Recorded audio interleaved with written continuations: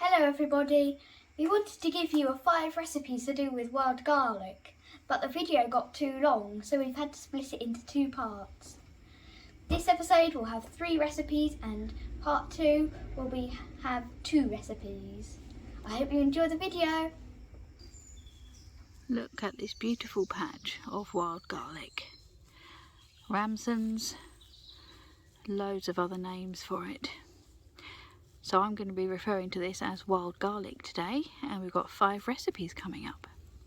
Now this is the time of year to go searching for it, spring. We are in the UK and there are a few things that can look like wild garlic which are definitely not edible. So the way to identify it, it has long straight leaves like this. This is a Hana, star of the show, and the most obvious identifier is the strong smell of garlic. Okay, so it's just a traditional leaf shape, as you can see. This is how it grows, so you won't have the clumps. It's just like a carpet. And before we get into the recipes, I'm just going to show you a couple of things not to pick that can be mistaken for wild garlic. So these are bluebells, often found in woods. As you can see, the plants grow in clumps and the leaves are much thinner. Don't pick these. Now over there are lords and ladies.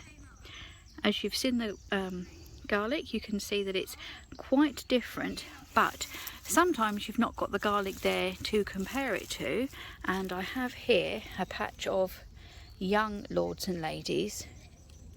This leaf is quite mature, but when it's young it can be mistaken, and the way to tell is the leaf of the lords and ladies have this split at the bottom. Okay, again, don't pick these, they will make you very poorly, just like the bluebells. So Rose is making sure we're getting a good haul, and let's move on to the recipes. So the first one we're going to make is the quickest and easiest, and it's going to be garlic butter. So I have here 50 grams of wild garlic, and I've just I've washed it and dried it, and then I've got a 250 gram block of butter. You can get vegan block butter like this, and I did have a look round to just make it to see how it was as a vegan garlic butter, but we live quite rurally and there are 2 small, we have a small Tesco and a small Waitrose, and neither of them had any block butter that was vegan. And we went out yesterday and we passed a small Sainsbury's on the way back. I did pop in and have a look there, but again it was a small store and they didn't have any vegan block butter. Our nearest big supermarket is about an hour away, so it is available. It's just where we live. So we've got butter, and all you do is keep this room temperature. So I bought this last night and I've left it out just in the kitchen, so it's room temperature, and we're just going to put it in the bowl. And I'm also going to chop up the wild garlic in a food blender. So I'm going to use my trusty blender. This one actually comes with 2 of these silver cups, and this one, the cross one, does the chopping, and there's just like a single blade going across that does the grinding into a powder. So there, this is very handy. Literally just going to break some of this up and put it in.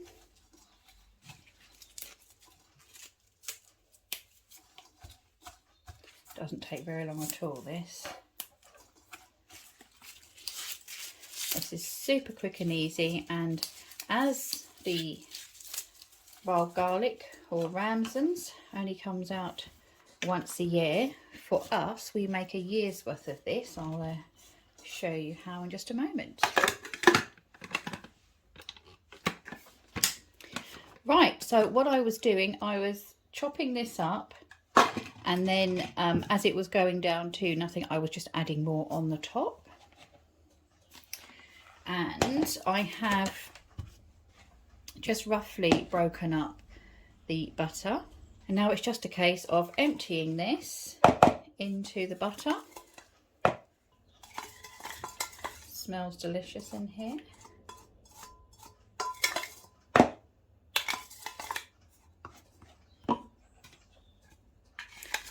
Don't forget the lid. If you don't have a blender like this, you can obviously use a food processor, or just chop it up. Good old-fashioned knife and chopping board. Okay, and now what I'm going to do is I'll get a wooden spoon. It's going to be slightly tougher, and then just mix this together. There we go. All done. Now, I don't know if you can hear, there's a slight squelch. This is where the juices of the garlic has come out. So we will try and squeeze that out a bit, or as we squeeze it into our sausage shapes, then juice will come out, and I've got some kitchen paper to soak that up. So I just want to make sure that there's no creamy bits left, that it's all uniform through the butter. Okay, now at this point you could either put the whole thing into a butter tub or Tupperware tub and have it like that. Personally, although we do love the butter, it's we wouldn't have this whole lot all at once, and we do like to have it throughout the year.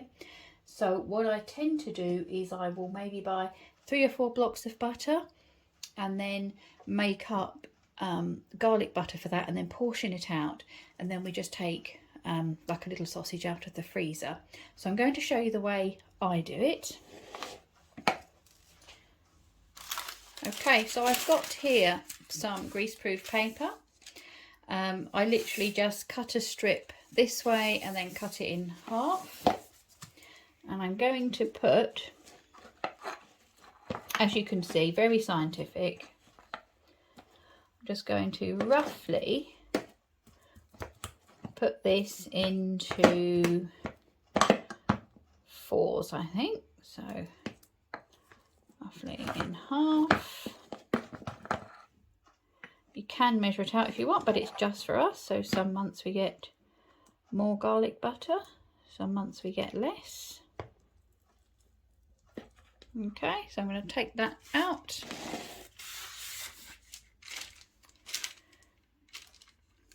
And then I kind of, it's nice and soft, just push it out into roughly a shape. And you can see here there's a little bit of the leaf juice coming out.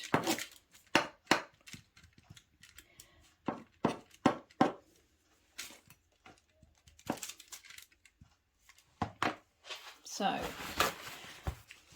with kitchen paper and just dry it off a bit. Doesn't matter too much. There we go.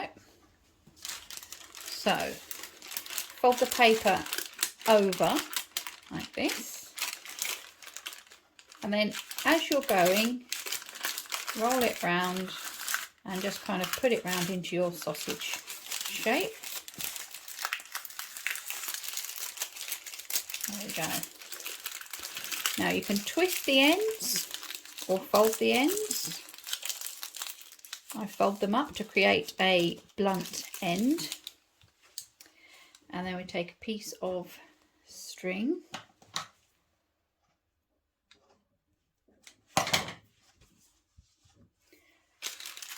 And make sure we catch, we can see, catch that over like that.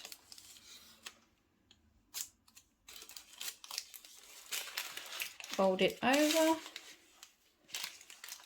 across it and then tie it up.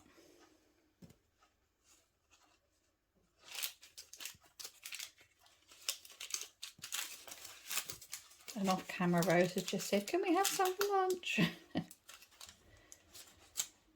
So that is our first sausage, and I shall continue until I've made all of those and come back. And there we go, I've got 4 lots into there. It's just an old Chinese takeaway tub, and because the garlic is still soft, I'm just going to put this in the fridge for a few hours to harden up, and then that can go in the freezer for up to a year. And as it's nearly lunchtime, we're going to move on to our second video so I can cook this for lunch for Nick and Rose and I. So you want baby potatoes or new potatoes, enough for your family.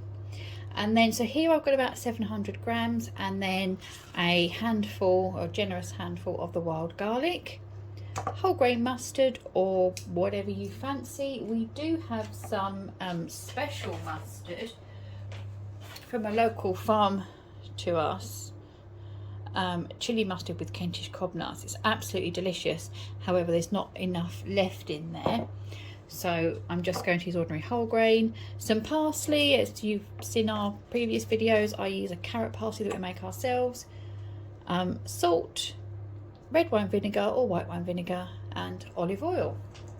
You'll also need a container to roast your potatoes in. What I'm going to do, I'm just going to chop them in half as I am talking. Now I've washed the wild garlic, but although I've given them a cursory dab with a clean tea towel, I've not been so fussy as I was making the garlic about drying them, because basically with this one we're going to treat it like spinach. And we are going to roast these potatoes and then stir it through as a thing afterwards, and then we're just going to let it wilt just before we serve it up. So there we go, that is the potatoes halved. Now we're going to just give them a little drizzle of the olive oil,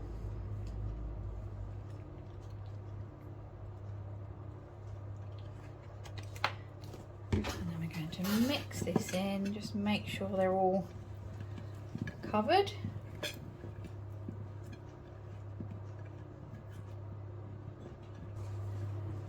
Short intermission there to wash my hand, and then we're going to give a good covering of salt, sea salt, and my oven has been preheated at 180 fan, and I'm going to now put it in the oven for about 45 minutes until they're roasted. Right, now that is in the oven, just going to make up the quick little dressing that will go on these. I'm going to use a tablespoon of the whole grain mustard, a tablespoon of the wine vinegar. I would use white, but I've just used it up. And then a couple of tablespoons of parsley. As you know, we're using the carrot. And then give that a mix. There we go, that is all ready to coat the potatoes when they come out. There we go. So what we're going to do is put our dressing that we made over it, and then our wild garlic. Just going to break it up into bits over this.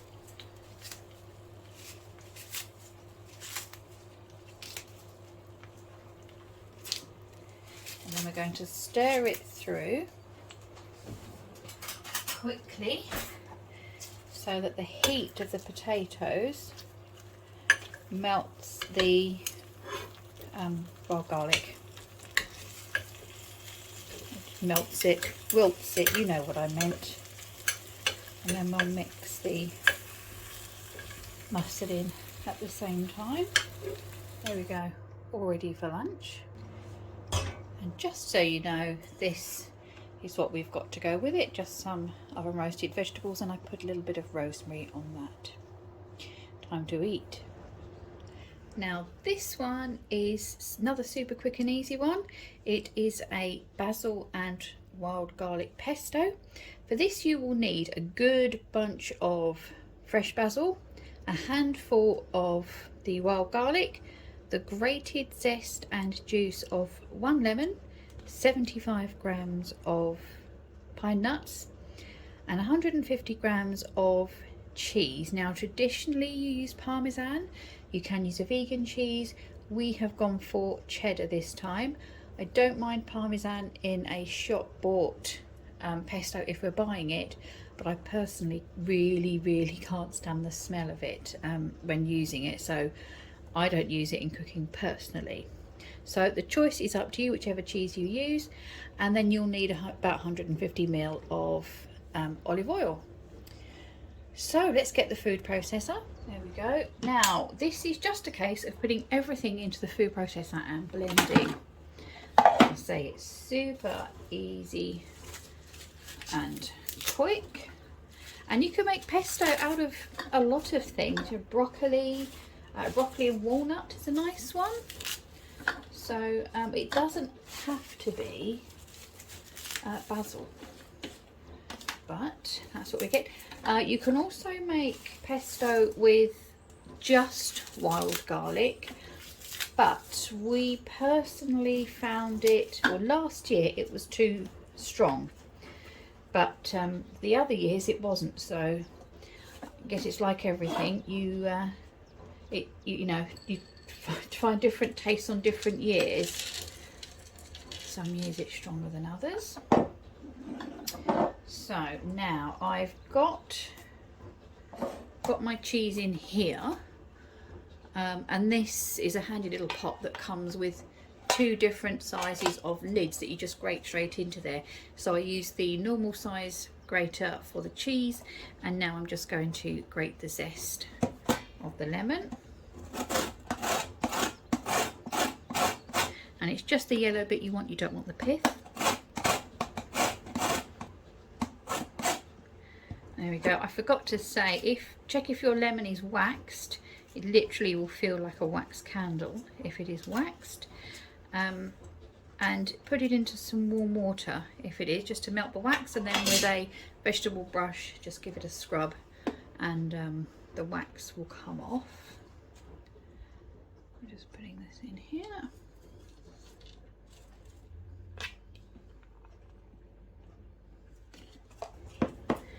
And I'm just squeezing the juice into this little dish first so I can pick out any seeds if they fall into it, but so far no seeds.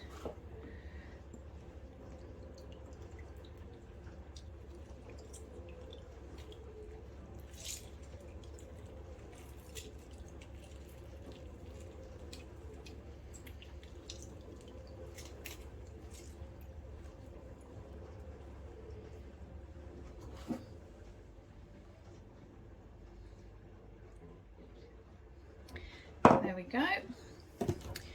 And now the oil.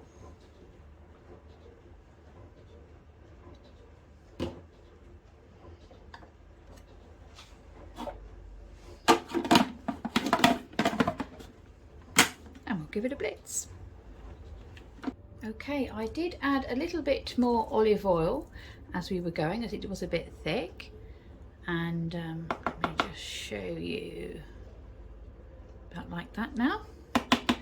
So we will, most of this will go through, just go through pasta, but you can also make like lovely pesto roll-ups where you make some bread dough, or you could even buy like a ready-made puff pastry.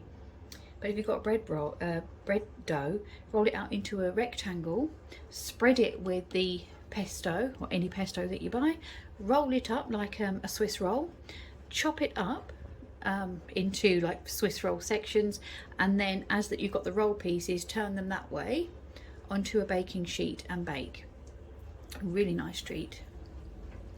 Now that is all done, I've got a couple of jars here that I've sterilised, and I'm just going to wreck the joint. It's all very smooth and professional here, viewers. Right, so this is literally a case of spooning it in. Now, to sterilise the jars, I have washed them in hot soapy water, given them a rinse, and then put them into a cold oven. Put the temperature up to 100 degrees, and then let them dry, so maybe 15 minutes once it's come to temp. And then I've taken them out, and because the pesto is cold, we're putting cold food into cold jars. And when the jars, when we started off, they were cold, well, not warm enough to be called warm, so we put cold jars into a cold oven, then let them cool down, and cold food into cold jars. Okay, so that's how we work out whether you do the jars hot or cold. I'm just making sure that the air bubbles are coming out there. There we go. Fill this one up. And there we are. If you recognise this style of pesto jar, I mean, this was an old pesto jar as well, you can see that it just makes two sizes of those. We've had a little taste. It's really lovely.